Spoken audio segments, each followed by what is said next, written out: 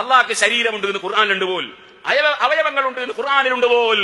ഞാൻ പറയട്ടെ, സൂറത്തുൽ ഫാത്തിഹ മുതൽക്ക് ഖുൽ അഊദു ബിറബ്ബിന്നാസ് വരെ നിങ്ങളെ വീട്ടിലൊക്കെ മുസഹഫില്ലേ? ഞാൻ സർവ്വ മുജാഹിദിനെയും വെല്ലുവിളിക്കുന്നു. അള്ളാഹിന്റെ ഖുർആനിൽ അള്ളാഹുവിന് ശരീരമുണ്ടെന്നോ അവയവങ്ങളുണ്ടെന്നോ പറയുന്ന ഒരു ആയത്ത് കാണിച്ചു തരുമോ? വളരെ പ്രധാനപ്പെട്ട ഒരു സംശയം എന്റെ മനസ്സിലുണ്ടായിരുന്നു. അസ്മാ സിഫാത്ത്, അള്ളാഹുവിന്റെ സിഫത്തുകളെ സംബന്ധിച്ച് പറയുന്ന സ്ഥലത്ത് ചില ഗ്രന്ഥങ്ങളിൽ ചിലപ്പോൾ അള്ളാഹുവിന്റെ സിഫത്തുകൾ പറയുമ്പോൾ യദ് അതുപോലെയുള്ള ചില വാചകങ്ങൾ പറഞ്ഞുകൊണ്ട് കമാ ഖാലത അല എന്ന് പറയും. ഈ കമാ ഖാലത അല എന്ന് പറയുമ്പോൾ പെട്ടെന്ന് നമുക്ക് തോന്നുന്നത് അങ്ങനെ അള്ള പറഞ്ഞതിന് വേണ്ടി എന്ന് നമുക്ക് അർത്ഥം തോന്നും. സാധാരണ അങ്ങനെ തെളിവ് പറയുന്ന സമയത്ത് കമാ ഖാലക്ക് അങ്ങനെയാണ് പറയുന്നത്, അങ്ങനെ അള്ള പറഞ്ഞതിന് വേണ്ടി ഇത് ചെയ്യണം, അതുപോലെ അത് വേണം, അതുണ്ട്, ഇങ്ങനെ പറയാം. ഇങ്ങനെ ആകുമ്പോൾ ഈ ചില സ്ഥലങ്ങളിൽ ഇപ്പോൾ ഉദാഹരണം പറഞ്ഞാൽ ഖലഖ്തു ബിയദയ്യ, അത് വിശ്വസിക്കൽ നമുക്ക് നിർബന്ധമാണ് എന്ന് പറഞ്ഞിട്ട് ശേഷം കമാ ഖാലതഅല അള്ള പറഞ്ഞതിന് വേണ്ടി എന്നർത്ഥം പറയുമ്പോൾ ആ യദയ്യ എന്ന് പറഞ്ഞതിനെ സംബന്ധിച്ച് പിന്നെയും സംശയം അവിടെ ബാക്കി വരും. അപ്പോൾ ഉസ്താദ് എന്നോട് പറഞ്ഞു അതിന്റെ അർത്ഥം അങ്ങനെയല്ല, കമാ ഖാലതഅല ഞാൻ വേണ്ടി എന്നല്ല, അള്ളാഹു പറഞ്ഞതുപോലെയുള്ള സിഫത്തുണ്ട്, ഏതുണ്ട്. അപ്പൊ അതിന്റെ മാനം പറഞ്ഞൂടാ, അള്ള പറഞ്ഞ പോലത്തെ ഉണ്ട് എന്ന് നമ്മൾ വിശ്വസിക്കുന്നു. അള്ള പറഞ്ഞതുപോലെയുള്ള ഏതുണ്ട് എന്ന് വിശ്വസിക്കുന്നു. ആ ഏതിന്റെ മാനം നമുക്കറിയില്ല.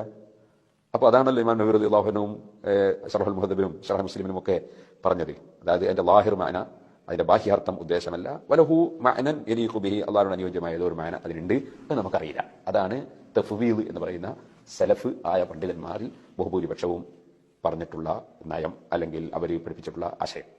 അപ്പൊ കമാ ഖാലത അല എന്ന് ഇത്തരത്തിലുള്ള ഈ സിഫത്തുകൾ പറയുന്ന ആയത്തുകളും ഹദീസുകളും ഒക്കെ വന്ന സ്ഥലത്ത് കമാ ഖാലത അല എന്നോ കമാ ഖാല റസൂലുള്ളാഹി സ്വല്ലല്ലാഹു അലൈഹി വസല്ലം എന്നോ പറഞ്ഞാൽ പറഞ്ഞതിന് വേണ്ടി ഇങ്ങനെ മനസ്സിലാക്കണം എന്നല്ല, പറഞ്ഞതുപോലെ ഉള്ള ഏതുണ്ട്, പറഞ്ഞതുപോലെയുള്ള ഇസ്തിബ ഉണ്ട്. ആ പറഞ്ഞ അതെന്താണ് നമുക്കറിയില്ല. ഇസ്തിബ യലീഖു ബിഹി, അള്ളാഹുവിനോട് അനുയോജ്യമായ ഇസ്തിബ ഉണ്ട്, അതിന് നമുക്കറിയില്ല. കമാ ഖാലത അല, അള്ള പറഞ്ഞതുപോലെ ഉള്ള ഇസ്തിബ ഉണ്ട് എന്നല്ലാതെ അള്ള പറഞ്ഞതിന് വേണ്ടി ഇങ്ങനെ എന്ത് വേണം വിശ്വസിക്കണം എന്നല്ല.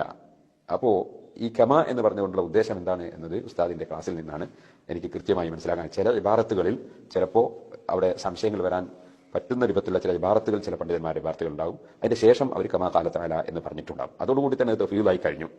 അള്ള പറഞ്ഞതുപോലെ ഉള്ള സിഫത്ത് ഉണ്ട്, യദ് എന്ന സിഫത്തുണ്ട്, സിഫത്ത് യദിന്റെ സിഫത്തുണ്ട് എന്നാണ് ആ പറയുന്നതിന്റെ ഉദ്ദേശം.